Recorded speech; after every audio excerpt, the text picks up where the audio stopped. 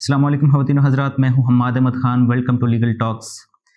अक्सर जैसे ही हम अपने स्कूल या कॉलेजेस में से हम ग्रेजुएट होते हैं, इंटर कर चुके होते हैं या ए लेवल्स कर चुके होते हैं, तो नेक्स्ट हमारे पास जो ऑब्जेक्टिव होता है वो यूनिवर्सिटीज़ में जाना, अपनी प्रोफेशनल लाइफ का बेसिकली उसको चूज़ करना। तो यहाँ पे सबसे कंफ्यूजिंग चीज़ ये होती है कि हम स्टूडेंट्स होते हैं और हमें नेक्स्ट क्या करना है, नेक्स्ट कौन सी डिग्री प्रोग्राम्स हैं, इनके बारे में हमें कोई आइडिया नहीं होता, कोई गाइडेंस नहीं होती। अगर मैं स्पेसिफिकली बात करूँ लॉ की, तो हमारे पास बेसिकली जैसे ही हम इंटर या ए लेवल्स कर चुके होते हैं तो हमारे पास आगे दो ऑप्शंस आते हैं, दो डिग्री प्रोग्राम्स हमारे पास होते हैं। एक तो पाकिस्तानी लोकल LLB 5 ईयर और दूसरा जो है हमारे पास LLB 3 इयर्स, जो कि एक्सटर्नल प्रोग्राम है जो यूनिवर्सिटी ऑफ लंदन और आजकल दूसरी और भी बहुत सारी यूनिवर्सिटीज़ ऑफ़र कर रही हैं। तो आज हम इस प्रोग्राम में हम बेसिकली जो स्टूडेंट एक्सपीरियंस है वो आपसे शेयर करना चाहते हैं, क्योंकि स्टूडेंट एक्सपीरियंस बेसिकली काफ़ी इंपॉर्टेंट होता है किसी भी चीज़ को जानने के लिए। तो आज इसी सिलसिले में हमारे साथ मौजूद हैं मिस हमदा अली खान, जिन्होंने अभी रिसेंटली ही अपना जो डिग्री है LLB ऑनर्स एक्सटर्नल प्रोग्राम वो कम्प्लीट किया है and now she is enrolled as a lawyer. तो हम उनसे जानेंगे कि उनका एक्सपीरियंस कैसा रहा है और क्या क्या जो बैरियर्स या क्या क्या उनको प्रॉब्लम्स किस तरह से फेस करनी पड़ी और उसका उन्होंने सोल्यूशन किस तरह से निकाला। So let's get start. अस्सलाम वालेकुम। वालेकुम अस्सलाम। कैसी हैं आप? अल्हम्दुलिल्लाह। तो मेरा आपसे सबसे पहला ये सवाल है कि आपने किस तरह से स्टार्ट किया? प्री प्लान था या आपको पहले से पता था कि आपने लॉ में ही आना है या it was a sudden move? नहीं, मुझे बिल्कुल पहले नहीं पता था मैंने लॉ में आना है। मेरी इंजीनियरिंग की तरफ मेरी एजुकेशन जो थी, ओ लेवल्स जो था वो मेरा सारा इंजीनियरिंग की तरफ जा रहा था। लेकिन जब मेरे ए लेवल्स की बारी आई तो एक लॉ प्रोग्राम ए लेवल्स में ऑफ़र हो रहा था।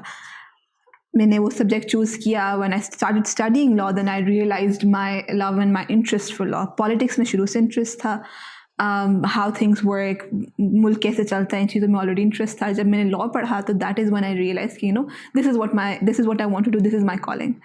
तो फिर वहाँ से I decided that I want to pursue a career in law. यानी आपका पहले से जो शुरू से जैसे लोग प्लान करते हैं कि मैंने डॉक्टर बनना है, इंजीनियर बनना है, तो आपका भी पहले से ये था कि आपने इंजीनियर बनना है? हाँ जी, साइंटिस्ट हाँ, या इंजीनियर। तो लॉ की तरफ आपको कोई ऐसा रुझान नहीं था। बट ए लेवल्स आपने ए लेवल्स जैसे किया हुआ है? हाँ जी। तो ए लेवल्स में आपने जो लॉज के सब्जेक्ट्स जब चूज़ किए तो उस पर आपको रियलाइज़ हुआ कि यू आर लॉ पर्सन। तो इसमें जो पेरेंट्स का भी होता है थोड़ा सा रोल, पेरेंट्स भी आपको पेरेंट्स सपोर्टिव थे या दे वर रिस्ट्रिक्टिव टू लॉ?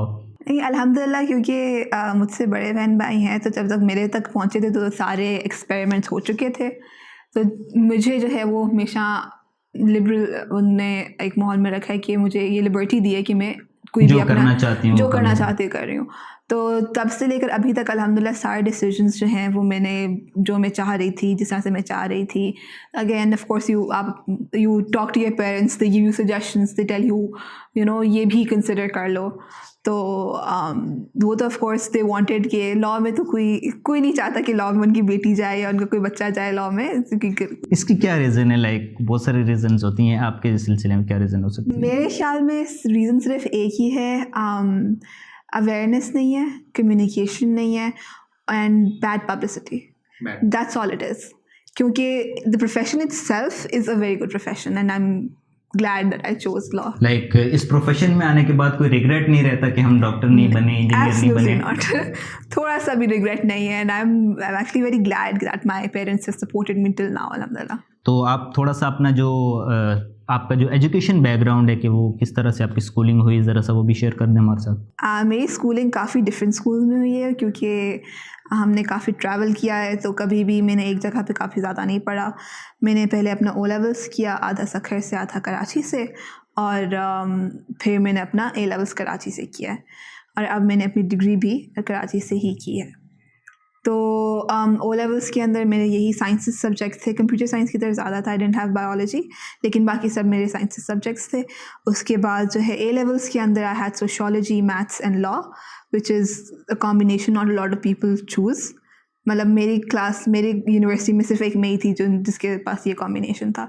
लेकिन I think I was in A levels में कोशिश करी थी डिफरेंट चीज़ें ट्राई करने की कि क्या मेरी ज़्यादा इंटरेस्ट है, and I think it was law that caught my eye, और फिर उसके बाद मैंने अपनी तो डिग्री में आप यही ये जो pursue किया। एक्सटर्नल प्रोग्राम है जैसे यूनिवर्सिटी ऑफ लंदन जो ऑफर करती है, जो आपने भी किया, तो बेसिकली ये आपको शुरू से पता था कि आपने यही प्रोग्राम करना है, या इसके बारे में लाइक आपको आइडिया था कि क्या होता है LLB 5 ईयर भी आपने कंसिडर किया, किस तरह से? नहीं, एक्चुअली फनीली ये इस प्रोग्राम के बारे में बहुत ज़्यादा लोगों को नहीं पता, क्योंकि although it's being offered in Karachi, in Islamabad, in Lahore, 1-2 other country cities के अंदर भी ऑफ़र हो रहा है, लेकिन इतना ज़्यादा लोगों को ना इस प्रोग्राम के बारे में पता है, ना कोई जानना चाहता है। हालांकि 28-30 साल से जो मैं एक उस यूनिवर्सिटी ऑफ लंदन की वेबसाइट पे पढ़ रहा था, तो दे आर ऑफरिंग फ्रॉम, मतलब 28-30 साल से वो काफ़ी टाइम से ऑफ़र कर रहे हैं। लेकिन जब देखिए, जो यूनिवर्सिटीज़ जो ये होती हैं, आप अगर अब जो A लेवल का या O लेवल का बच्चा है वो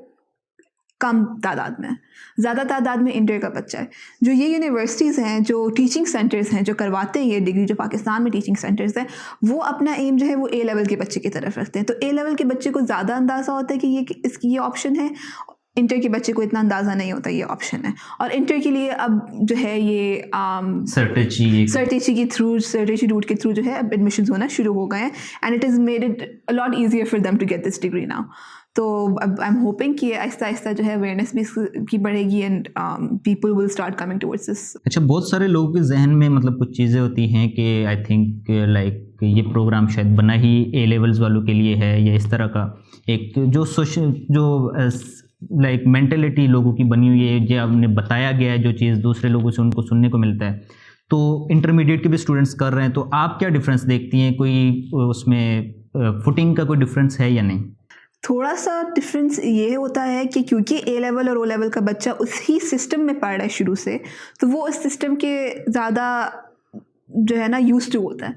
लेकिन इंटर का बच्चा, क्योंकि मैट्रिकुलेशन का पूरा सिस्टम ही डिफरेंट है, तो डिफरेंट तरीके से पढ़ाया जाता है, एक अप्रोच डिफरेंट होती है सवाल की तरफ, किस तरह से बात करनी है, किस तरह से सवाल का जवाब देना है, लॉन्ग ऐसे क्वेश्चंस किस तरह से लिखने हैं, शॉर्ट क्वेश्चंस क्या होते हैं, ये चीज़ जो है वो इंटर और A लेवल के बच्चे के अंदर डिफरेंट होती है। और सिर्फ इसी डिफरेंस की वजह से, डिफरेंस ऑफ टीचिंग की वजह से जो है वो थोड़ा सा इंटर के बच्चे को टाइम लगता है एडजस्ट होने में।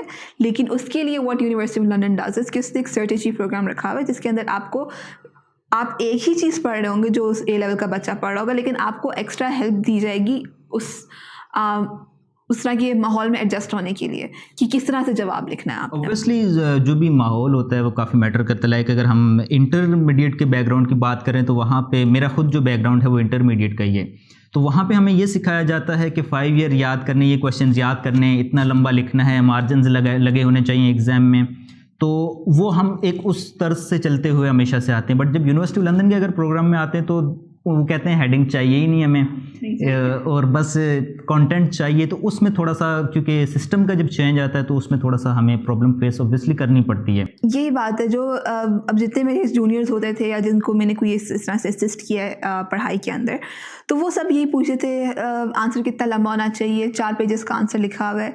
ये चीज़ें मैटर नहीं करती यूनिवर्सिटी ऑफ लंदन में। आप कहने को तो हम ऐसे भी लिखते हैं, लेकिन मैं इस तरह के लोगों को भी जानती हूँ जिनने पॉइंटर्स लिखे हैं पेपर के अंदर, उनके नंबर अच्छे आए हैं। तो वो जो है ना, यूनिवर्सिटी ऑफ लंदन आपके एक कॉन्सेप्ट की तरफ जाती है। जो मुझसे जब भी कोई ये बंदा पूछता है कि भाई क्या फ़ायदा है यूनिवर्सिटी ऑफ लंदन की डिग्री का ओवर द 5 ईयर डिग्री, मैं ये कहती हूँ कि आपका कॉन्सेप्ट क्लियर होता है। दे give you the thinking ability कि यहाँ से सोचना शुरू करो, खुद एक्सप्लेन करो, जिस तरह से तुम एक्सप्लेन कर सकते हो उस तरह से एक्सप्लेन करो, बट डू इट थारली। तो मेरे ख्याल में सिर्फ ये है कि एक आपकी होलिस्टिक अप्रोच होनी चाहिए यूनिवर्सिटी ऑफ लंदन के अंदर जो आपको हेल्प करे। अच्छा हमदा, हमें ये बताइएगा कि जो यूनिवर्सिटी ऑफ लंदन का जो LLB एक्सटर्नल प्रोग्राम है, ये वर्क कैसे करता है, लाइक कैसे ऑपरेट करता है? अच्छा, जो यूनिवर्सिटी ऑफ लंदन का जो LLB प्रोग्राम है वो 2 तरीके से आप उसके अंदर एडमिशन ले सकते हो। एक, आप as a private student admission ले सकते हो, जो आप डायरेक्ट यूनिवर्सिटी ऑफ लंदन के साथ, सिर्फ आपको यूनिवर्सिटी ऑफ लंदन के साथ आप इन टच होगे, आपको कोई गाइडेंस के लिए कोई टीचिंग सेंटर नहीं होगा आपके पास, या कोई टीचर्स आपके पास पाकिस्तान में नहीं अवेलेबल होंगे। आप ऑनलाइन किसी से हेल्प लेते हो, एक्सटर्नली जो भी हेल्प लेते हो, that is separate.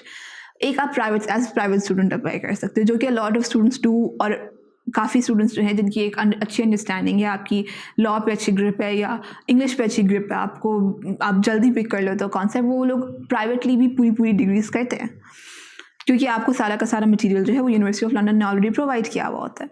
Second option जो है which is the most common option जिसके थ्रू मैंने भी किया है, इज़ कि you first resistor with the teaching centre. Teaching centre जो है वो एक स्कूल पाकिस्तान में, एक यूनिवर्सिटी, एक इंस्टीट्यूट पाकिस्तान में होगा जो आपको पढ़ा रहा होगा, and then you register with University of London. तो आपको सारा यूनिवर्सिटी ऑफ लंदन का मटेरियल यूनिवर्सिटी ऑफ लंदन दे रही है, लेकिन जो टीचिंग सेंटर है वो आपको असिस्ट कर रहा है, गाइडेंस दे रहा है, और साथ में एक्स्ट्रा टीचर्स आपको प्रोवाइड कर रहा है जो कि आपको गाइड करें through out the entire process. आप क्या रेकमेंड करती हैं कि टीचिंग सेंटर ज्वाइन करना चाहिए फॉर अ न्यू, लाइक जो अभी नया स्टूडेंट है जिसका लॉ का कोई बैकग्राउंड नहीं है, टीचिंग सेंटर ज्वाइन करना चाहिए या प्राइवेट? और बेसिकली आई बिलीव के जो सर्टेची के थ्रू लाइक इंटरमीडिएट बैकग्राउंड वालों के लिए तो जो प्राइवेट का ऑप्शन नहीं है। जो सर्टेची का स्टूडेंट है उसके लिए प्राइवेट का पहले साल के लिए ऑप्शन नहीं है, क्योंकि you need to have that सर्टेची की सर्टिफिकेशन एक, ठीक है। First year specially I would suggest कि आप एक टीचिंग सेंटर के थ्रू ही करो।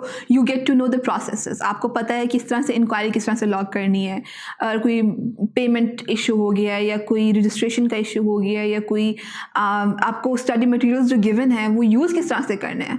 बहुत सारे स्टूडेंट्स होते हैं जिनको पता ही नहीं कि उनके पास पूरी की पूरी लाइब्रेरी दी हुई है ऑनलाइन यूनिवर्सिटी ऑफ लंदन ने। It is one of the largest library, online libraries in the world, जो एक इंस्टीट्यूट ने अपने स्टूडेंट्स के लिए अवेलेबल की हुई है। वो इस्तेमाल करना सीखना, ये चीज़ें जो हैं कुछ टिप्स होती हैं जो आप उठा लो फर्स्ट ईयर के अंदर।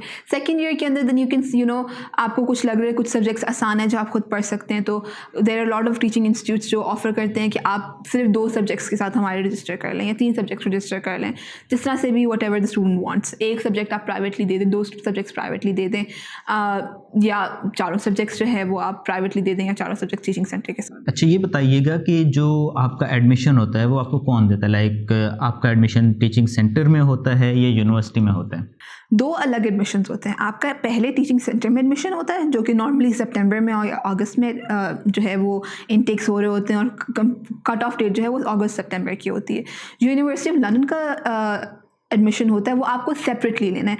The contract that you have between you and university of London is separate from the teaching centre.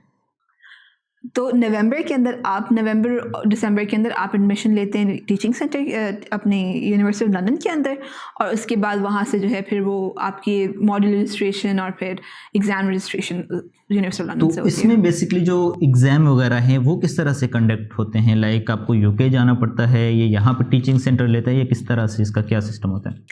ना आपको यूके जाना पड़ता है, ना टीचिंग सेंटर लेता है। जिस तरह से एक अलग बॉडी होती है ब्रिटिश काउंसिल की, ब्रिटिश काउंसिल के थ्रू जो है ये एग्ज़ाम्स जो है वो एडमिनिस्टर किए जाते हैं। पिछले 2-3 साल से जो है जब कोविड की वजह से ये एग्ज़ाम्स जो है ऑनलाइन हो रहे हैं, तो स्टूडेंट्स जो हैं अपने घर पे अपने लैपटॉप्स के ऊपर बैठ के ये एग्ज़ाम्स दे रहे हैं। अगर टीचिंग सेंटर उनको कोई एक्स्ट्रा हेल्प करता है तो वो कर सकता है, लेकिन एज सच क्योंकि दिस इज़ अ प्राइवेट, जो एग्ज़ाम्स होते हैं और जो पेमेंट है यूनिवर्सिटी ऑफ लंदन और स्टूडेंट के बारे में, वो उनकी अपनी एक अंडरस्टैंडिंग है, उसके अंदर teaching centre is not involved. तो वो एग्ज़ाम्स और पेमेंट और एजुकेशन, ये सारी चीज़ें teaching centre university of London student के दरमियान में सेपरेट पूरा मामला है। तो आपकी जो है वो आपके सेंटर्स डिसाइड किए जाते हैं, उस सेंटर के ऊपर आप जाते हैं, ब्रिटिश काउंसिल वाले आपको पेपर देते हैं। तो हमें जो टीचिंग सेंटर है उसको नहीं पता कि पेपर में क्या आएगा या पेपर में क्या आना चाहिए।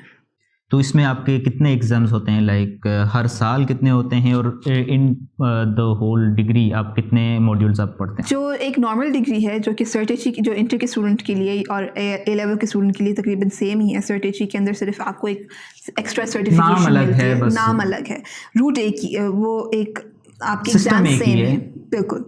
तो उसके अंदर आपकी 12 सब्जेक्ट्स होते हैं, जो आपने 12 सब्जेक्ट देने होते हैं। फर्स्ट ईयर के अंदर 4 कंपल्सरी मॉड्यूल्स होते हैं, सेकंड ईयर के अंदर 3 कंपल्सरी और 1 इलेक्टिव होता है, और थर्ड ईयर के अंदर 2 कंपल्सरी और 2 इलेक्टिव्स होते हैं जो कि आप चूज़ कर सकते हैं। लेकिन क्योंकि पाकिस्तान में या मोस्टली टीचिंग सेंटर्स में ऑप्शंस कम होते हैं, तो ज़्यादातर तकरीबन सेम ही वो होते हैं। आपको एक आध सब्जेक्ट के अंदर, एक आध मॉड्यूल के अंदर ऑप्शन मिल जाता है। लेकिन अगर आप प्राइवेटली किसी भी मॉड्यूल के अंदर चाहें तो देयर अराउंड 15 to 20 मॉड्यूल्स जिसके अंदर से आप चूज़ कर सकते हैं। जो एक ग्रेजुएट एंट्री प्रोग्राम है, ग्रेजुएट एंट्री भी is something that people don't know about. वो ये है कि अगर आपके पास एक 4 साल की LLB, 4 साल की कोई भी डिग्री है, आपके पास फाइनेंस की डिग्री है, आपके पास BBA की डिग्री है, आपके पास मेडिकल की डिग्री है। For example I had a class fellow who had BDS degree, तो आपके पास वो डिग्री है, आप उसकी बेसिस के ऊपर जो है वो ग्रेजुएट एंट्री के अंदर प्रोग्राम के अंदर आप एडमिशन लेते हैं, as long as university of London recognizes that degree. ठीक है, जब यूनिवर्सिटी ऑफ लंदन वो डिग्री रिकग्नाइज कर लेती है, आपको वो ग्रेजुएट एंट्री के अंदर प्रोग्राम के अंदर एडमिशन दे देती है। उस प्रोग्राम इन पर्टिकुलर के अंदर आपको 9 सब्जेक्ट्स जो हैं वो पास करने होते हैं, जो कि नॉर्मली 2 साल के टाइम में पास होते हैं, लेकिन जिस तरह से आप पास करना चाहें वो आप कर सकते हैं। तो हम तो बताइएगा कि जो आपने जब ऑब्वियसली सबसे पहले एडमिशन हमारा लॉ स्कूल में जैसे कि होता है, तो आप जो अपना लॉ स्कूल चूज़ कर रही थी, तो आपका थॉट प्रोसेस क्या था? व्हाट वर यू एक्सपेक्टिंग कि लॉ स्कूल कैसा होना चाहिए, वो आपको क्या क्या चीज़ें ऑफ़र करें? क्योंकि ये यूनिवर्सिटी ऑफ लंदन की डिग्री है, तो मेरा जो मेन फोकस जो था वो ये था कि मुझे वो यूनिवर्सिटी ऑफ लंदन की डिग्री के अलावा क्या सिखाएंगे। तो legal skills course for example जहाँ से मैंने पढ़ी थी, मैं स्कूल ऑफ लॉ, यहाँ पे एक लीगल स्किल्स कोर्स होता है। वो आपको जो है पाकिस्तानी लॉ के बारे में साथ साथ जो है थोड़ा इन्फॉर्मेशन, वर्कशॉप्स होती हैं, कोर्स प्रॉपर कोर्स होता है। मुझे फर्स्ट ईयर में कॉन्स्टिट्यूशन के बारे में पढ़ाया था। We had a very good teacher, he हमारी every Friday we used to have classes and everything. तो आपको वो पाकिस्तानी पे थोड़ा बहुत पाकिस्तानी लॉ पढ़ाते हैं। ठीक है, ऑब्वियसली ये ज़रूरी है, क्योंकि हम अगर जो डिग्री की बात करें तो उसमें हम सिर्फ यूके का लॉ पढ़ते हैं, और वी हैव टू लाइक बाद में स्टडी करना पड़ता है, और ज़रूरत भी जो हमें वो लोकल लॉ पाकिस्तानी लॉ की है, पाकिस्तानी लॉ की है, उसकी ज़रूरत तो है हमें। मतलब ठीक है, आपको एक अंडरस्टैंडिंग हो जाती है, you understand the law, because Pakistani law is based on UK law. बड़े सगीर के टाइम से काफ़ी पाकिस्तानी लॉ है जो कि यूके लॉ के साथ ओवरलैप करता है। अभी भी there are lot of laws in Pakistan that have taken inspiration from the UK law, क्योंकि उनकी लॉज बहुत डिटेल्ड होते हैं, तो पाकिस्तानी लॉ काफ़ी इंस्पिरेशन लेता है यूके लॉ। तो बताइएगा, लाइक जब आप चूज़ कर रही थी अपना लॉ स्कूल, तो आपने ऑब्वियसली कंपेयर किए होंगे डिफरेंट लॉ स्कूल्स, तो आपको थीमस स्कूल ऑफ लॉ ही आपने क्यों चूज़ किया? लाइक आपने क्या क्या वो ऐसे पॉइंट्स थे जो कंपेयर किए? मुझे यहाँ की फैकल्टी बहुत पसंद आई थी, मुझे यहाँ के कोर्सेज, जैसे मैंने कहा, जो एक्स्ट्रा कोर्सेज थे वो मुझे बहुत पसंद आए थे। यहाँ की क्लास साइजेस छोटे थे, when you have smaller class sizes, interaction बढ़ जाता है। तो इंटरेक्शन टीचर के साथ आप 1-on-1 जो है वो डिस्कशंस कर सकते हैं। If for example 60 people are sitting in one room, they won't be able to speak to the lecturer 1-on-1.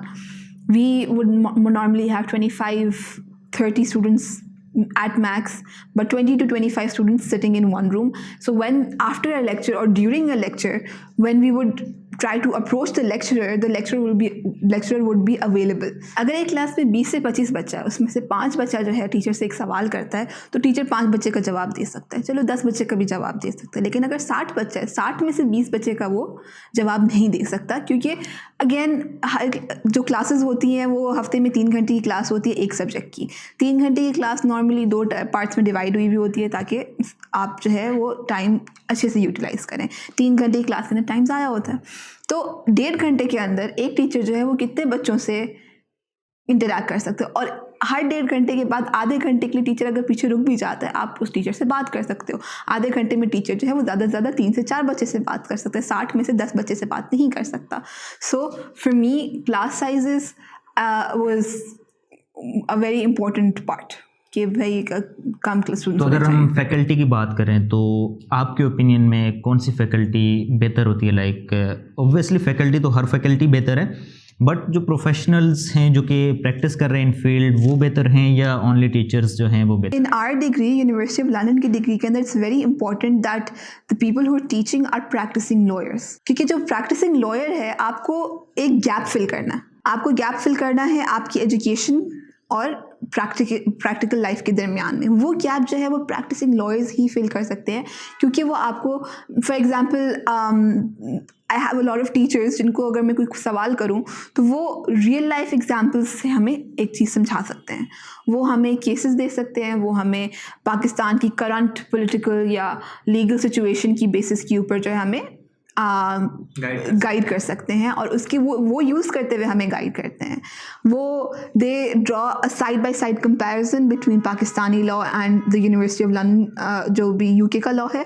तो it is very important that people who are teaching you are not only University of London graduates, but they're also practicing lawyers. एक और जो सबसे अहम सवाल जो students के जहन में हमेशा ही होता है, जो अगर मुझसे भी अक्सर कोई बात करता है तो वो मुझसे सबसे पहला उसका सवाल ये होता है कि ये एक्सटर्नल प्रोग्राम मुश्किल है या आसान है, और आप कितना टाइम देते हैं इसमें स्टडी के लिए।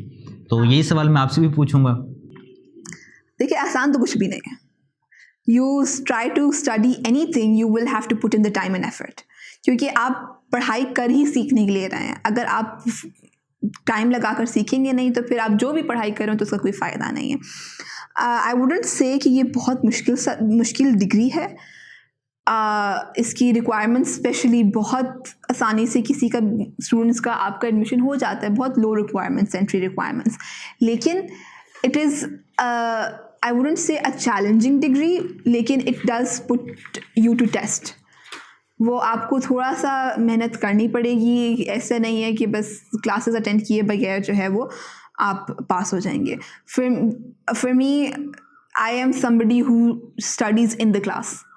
अगर टीचर पढ़ा रहा है तो मैं टीचर से पढ़ूँगी। मैं वीकेंड पे एक बार रिवाइज कर लूँगी मैक्सिमम, जो कि प्लान होता है लेकिन करता कोई भी नहीं है। और एग्ज़ाम से एक हफ़्ता 10 दिन 20 दिन पहले जो है वो revision. These are things that are very important. आपके अपने नोट्स होने चाहिए, आपने खुद मेहनत करी होनी चाहिए। टीचर जो है वो आकर आपको चीज़ समझा सकता है, उसको समझना आपका काम है। तो यही बात है कि जितना मेहनत खुद करोगे, जितना गुड़ डालोगे उतना मीठा। अच्छा, मैं एक आपसे और सवाल ये भी पूछना चाहता हूँ कि जैसे कि हमने पहले भी डिस्कस किया, लोग इस डिग्री के बारे में जानते काम में, तो बहुत सारे लोगों के जहन में, जो इवन जो स्टूडेंट्स होते हैं, बहुत सारे लोग उनके जहन में भी ये डाउट डाल देते हैं कि ये डिग्री शायद आपको फेक डिग्री है। फेक थोड़ा सा ऑड वर्ड होगा, बट शायद ये रिकग्नाइज्ड नहीं है और इसके बाद आपको आगे लाइसेंस नहीं मिलेगा। सो इसके बारे में आप क्या कहेंगे? बिल्कुल भी ऐसी बात नहीं है। ये HEC से रिकग्नाइज्ड डिग्री है। अल्हम्दुलिल्लाह मैंने इस डिग्री से लाइसेंस ले भी लिया है और मुझे मिल भी गया है। एग्जैक्ट सेम प्रोसेसेस होते हैं, सिर्फ एक ये होता है कि आपने HEC से अपनी डिग्री वेरीफाई करवानी होती है। सिर्फ ये एक एक्स्ट्रा प्रोसेस है यूनिवर्सिटी ऑफ लंदन के स्टूडेंट्स के लिए। एक, आपको यूनिवर्सिटी ऑफ लंदन से अपनी डिग्री वेरीफाई करवानी होती है। कॉपी ज़ाहिर है, डिग्री तो वेरीफाई नहीं होगी यूनिवर्सिटी ऑफ लंदन से। नहीं, HEC से। यूनिवर्सिटी ऑफ लंदन से आपने कुछ भी नहीं करवाना। यूनिवर्सिटी ऑफ लंदन ने एक बार आपको डिग्री भेज दी, दैट्स इट। HEC से आपने सिर्फ एक बार डिग्री को वेरीफाई करवाना है अपना। और एक एक्स्ट्रा जो है मेजर जो है वो HEC ने और सिंध बार काउंसिल ने हमारे लिए रखा हुआ है कि एक C लॉ हमें पास करना होता है। This is an extra exam. Law GAT के साथ का एक एग्ज़ाम होता है C लॉ, वो आपको पास करना होता है to get your licence, to make sure कि जो यूनिवर्सिटी ऑफ लंदन के स्टूडेंट्स आ रहे हैं उनको पाकिस्तानी लॉ की थोड़ी सी अंडरस्टैंडिंग एक्स्ट्रा होनी चाहिए। तो उनको लॉ गैट के साथ साथ C लॉ का एग्ज़ाम भी देना। आप थोड़ा सा हमें जो एक प्रोसेस भी बता दें कि किस प्रोसेस, किस लाइक इंटीमेशन आप कैसे जमा कराते हैं। लाइक एक ऑर्डिनरी प्रोसेस आपके लिए भी होता है या कुछ थोड़ा सा डिफरेंट वेज है? अच्छा, प्रोसेस जो है वो it's quite simple and what students do is they wait too long. आपके लिए जो ईजीएस्ट प्रोसेस है, it's not a very difficult process. जैसे ही एक यूनिवर्सिटी ऑफ लंदन का स्टूडेंट जब आपके पास आपकी एक एंट्री स्लिप आ जाती है, एग्ज़ाम स्लिप जो होती है, एडमिशन नोटिस जिसको हम कहते हैं, ठीक है, जब आपने अपने एग्जाम्स के लिए रजिस्टर कर लिया और उन्होंने आपकी रजिस्ट्रेशन कंफर्म कर लिया और आपको एक एडमिशन नोटिस भेज दिया है, रोल नंबर स्लिप जिसको आप कह सकते हैं, वो रोल नंबर स्लिप की बेसिस के ऊपर आप अपनी इंटीमेशन फ़ाइल कर सकते हैं। अगर आपको उसकी बेसिस के ऊपर इंटीमेशन फ़ाइल नहीं करनी, आपके एग्ज़ाम्स जैसे ही ख़त्म हो आप उसकी बेसिस के ऊपर अपनी इंटीमेशन फ़ाइल कर सकते हैं कि मेरे एग्ज़ाम्स ख़त्म हो गए हैं and now I am awaiting results. अगर आप उसकी बेसिस पे नहीं करना चाहते, अगस्त सितंबर के अंदर इनफॉर्मली जो है आपके पास रिजल्ट्स आ जाते हैं। थर्ड ईयर की आपकी अगस्त के अंदर 15-16 अगस्त को रिजल्ट्स आ जाते हैं। आप उस बेसिस के ऊपर अपनी इंटीमेशन फाइल कर सकते हैं। तो these are 3 points where you can file for your intimation. Intimation का प्रोसेस बहुत आसान है। आप जाते हैं सिंध बार काउंसिल के ऑफिस में, हाई कोर्ट में, आप उनसे एक इंटीमेशन फॉर्म लेते हैं। प्रोविंशियल जो भी बार काउंसिल है, लाइक आप सिंध में थे तो ऑब्वियसली सिंध बार काउंसिल, अगर पंजाब में होगा तो पंजाब बार काउंसिल, बिल्कुल ठीक है। अगर KPK में होगा तो उनकी जो बार काउंसिल है, जहाँ पे भी आप उधर जाएंगे, आप एक इंटीमेशन फॉर्म लेंगे। नॉर्मली जो चीज़ें रिक्वायरमेंट्स होती हैं इंटीमेशन फॉर्म के लिए, वो इंटीमेशन फॉर्म की पहले पेज के ऊपर लिखी हुई होती है।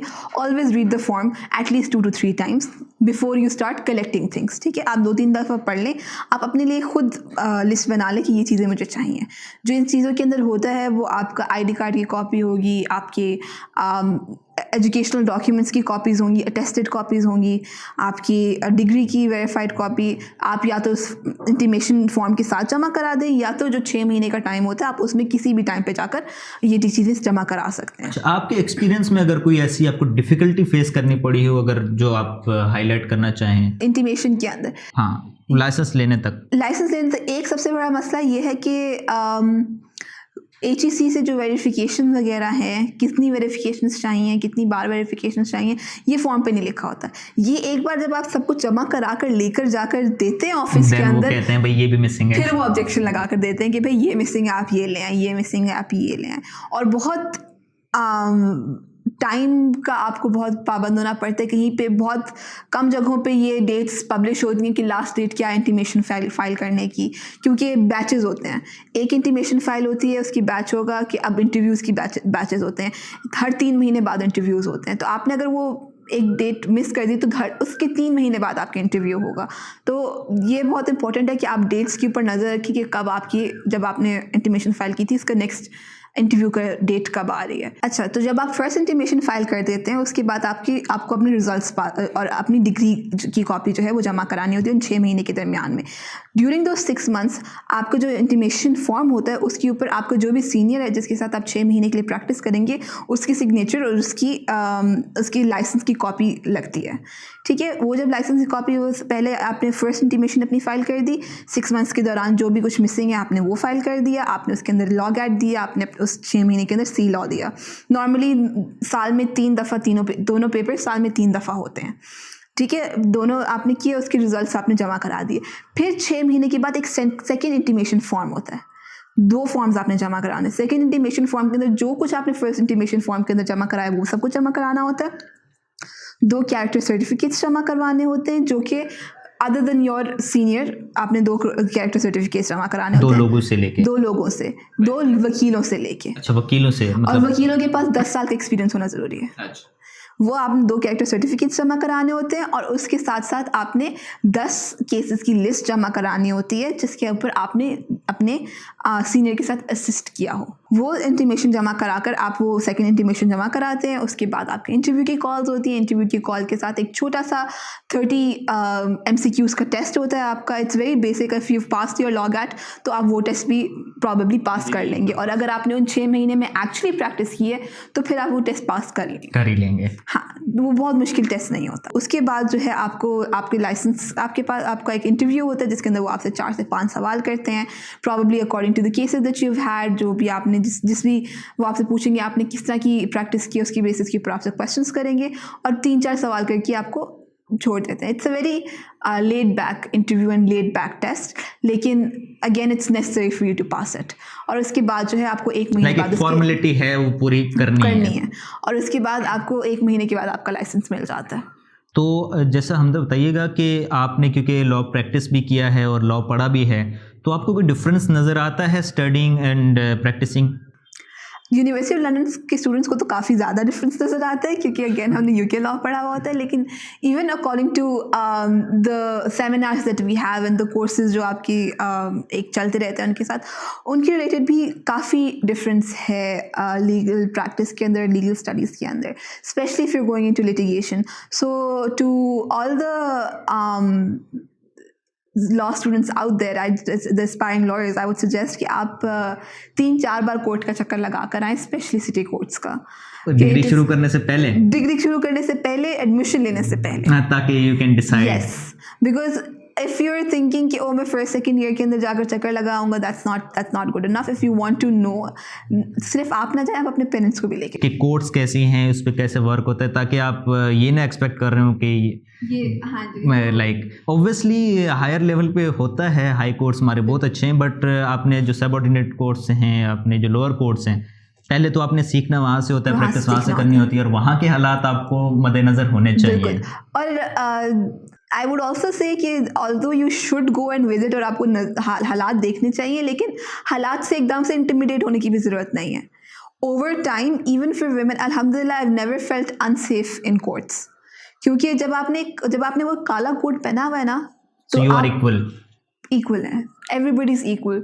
क्या फीमेल लॉयर्स और क्या मेल लॉयर्स और अल्हम्दुलिल्लाह even court staff is very kind to you. तो आपने जो है वो एकदम से इंटिमिडेट नहीं होना लोग देख के।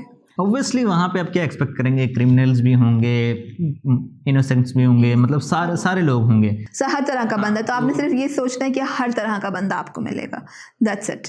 अगर आप इस अंडरस्टैंडिंग के साथ कि आपने हर तरह के बंदे की मदद करनी है और आपको हर तरह का बंदा मिलेगा, तो आप अगर इस सोच के साथ जाएंगे तो it will be a lot easier for you to adjust. So ये भी बताइएगा कि जो लिटिगेशन है वो आपको, क्योंकि आपने लिटिगेशन की है, कॉर्पोरेट वगैरह तो आपने आई थिंक नहीं किया, तो लिटिगेशन आपको किस तरह से लगी? चैलेंजिंग है, इजी है?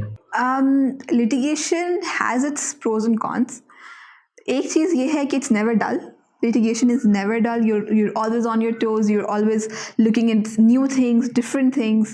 आपको स्पेशली स्टार्ट में तो it's an adrenaline rush जो आपको जो है वो एक बार litigation जो है ना, एक बार कम से कम at least for 3 to 6 months you should try. Every lawyer should try and go into litigation at least थोड़े अरसे के लिए. If it's not for you, it's not for you. If you have more interest in academics, if you have more interest in corporate, if you have more interest in in-house, of course all of that is respectful as well. Mashallah, there are so many lawyers who are doing so well in their fields of practice. तो लेकिन litigation is something के practical, literal practical काम वहीं पे ज़्यादा litigation में होता है। लेकिन तो वकीलों की जो एक इमेज आती है वकील का नाम सुनते हुए वो लिटिगेशन है। ऑब्वियसली हम ये तो नहीं कह सकते कि वो एक ही फील्ड है, वो एक छोटा सा पार्ट है लॉ, क्योंकि एक बहुत वसी फील्ड है, दीगर बहुत सारी फील्ड्स हैं, कॉर्पोरेट है और उसके अंदर भी बहुत सारी स्पेशलिटीज़ होती हैं। बट जो एज अगर एक ऑर्डिनरी लेमैन अगर कहेगा वकील, तो उसकी नज़र में यही होगा कि ये कोर्ट जाता है एंड केस लड़ता है। बिल्कुल। और उसके अलावा it's not just, I would suggest कि आप सिर्फ लिटिगेशन ट्राई करें। Even students who are aware, who know for sure that they want to go into litigation, they should also try corporate work, क्योंकि कॉर्पोरेट का काम भी बहुत ज़्यादा ज़रूरी होता है। And if there is one thing is कि आपका कॉर्पोरेट और लिटिगेशन का काम जो है कभी ज़िंदगी में ख़त्म नहीं होगा। It is something that it is a profession that will keep on going. आपको वकील हमेशा ज़रूरत पड़ेगी, कॉर्पोरेट में भी, लिटिगेशन में भी। तो बिफोर यू डिसाइड कि आपने इस एरिया में करनी है, आई वुड सजेस्ट कि पहले 2 साल आप किसी ऐसी जगह पे काम करें जहाँ पे you get a taste of everything. जैसे जहाँ पे मैं काम करी थी वहाँ पे मुझे थोड़ा बहुत लिटिगेशन का भी काम मिला था, क्योंकि it was an overall independent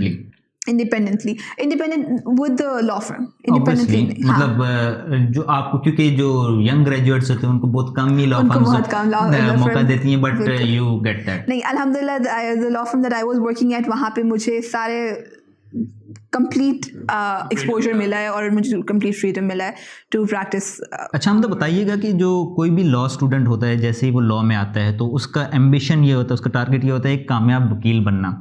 तो आपकी नज़र में कामयाब वकील कौन है? जिसके पास बहुत सारा पैसा है, या जिसके पास बहुत सारे क्लाइंट्स हैं, या लुक्स में अच्छा है? Like what is the definition of a successful lawyer? I think number one, what it should be that he should be very seasoned, be very experienced, should be good with what he does. जो भी आपकी field है, देखिए वकील का काम जो है वो केस जीतना नहीं है। वकील का काम है केस के अंदर अपने क्लाइंट को रिप्रेजेंट करना, best interest of the client and in the best way possible. तो एक वकील जो अपने क्लाइंट का बेस्ट इंटरेस्ट जो है वो सामने रख सकता है और जज के साथ जो है रिस्पेक्टफुली जज के साथ जो है वो एक पॉइंट कम्युनिकेट कर सकता है with arguing without fighting, I think that is one thing that a successful lawyer should have. That is what he should look like. उसके बाद जो है, अगर if you have the right grip over your field, if you are a good lawyer in the sense that you can find the loopholes, आप loopholes के साथ साथ आपकी understanding अच्छी है, आपका वकील, आपके जज के साथ जो है बात करने का तरीका अच्छा है, जब भी आप जज से अच्छे से बात करेंगे जज आपकी बात सुनेगा। सारी चीज़ों का एक मिला के हमें चलना पड़ता है। पर्सनैलिटी भी होनी चाहिए, उसके साथ साथ आपकी स्किल्स भी होनी चाहिए, आपकी वोकल जो आपकी एडवोकेसी है वो अच्छी होनी चाहिए, क्योंकि देखिए जस्ट बिकॉज अ वकील हैज़ पैसा does not mean he is a good वकील। जस्ट बिकॉज एक वकील के पास बहुत ज़्यादा क्लाइंट्स है, इसका ये मतलब नहीं है वो अच्छा वकील है। जो बंदा आपके पास अगर आप एक अच्छे वकील हैं ना, पैसा भी खुद ही आएगा, क्लाइंट्स भी खुद ही आएंगे। हमदा, अब we are about to end, so मैं आपका जो फाइनल ये है कि आप अगर कोई स्टूडेंट्स को एडवाइस करना चाहेंगे या जो अभी लॉ में आना चाहते हैं उन्हें कुछ एडवाइस करना चाहें। नंबर 1 एडवाइस तो ये होगी कि आप you should know what you getting into. आप रिसर्च करें, आप लॉयर्स से बात करें, आप कोर्ट्स जो है वो विजिट करें, so that you know what you getting into. Number 2, be honest and sincere with your studies and your practice once you get into it. The reason people don't let their children, people don't let their relatives go into law, या जो negative impact है वो इसलिए है क्योंकि some lawyers have not been sincere with the job that they're doing. With their profession. Being a lawyer is a very noble thing. You're representing someone who cannot speak, even if he can't speak for himself. What you're doing is you're finding the best way possible, best way out for him. So be sincere with that. It's a very noble cause. तो इस profession को उसी तरह रखा जाए और इसी आप माइंडसेट के साथ आएँ कि भाई what I'm doing is important. So I think that is what will change the एक जो narrative बना हुआ है लॉयर्स के against. Thank you very much Hamda for your time. और आज के इंटरव्यू में बस इतना ही। अगर आपको ये वीडियो पसंद आई है तो आप चैनल को सब्सक्राइब करें। इसी तरह की मज़ीद वीडियोज़ इंशाल्लाह आप तक हम पहुँचाते रहेंगे। Thank you very much. अल्लाह हाफिज़।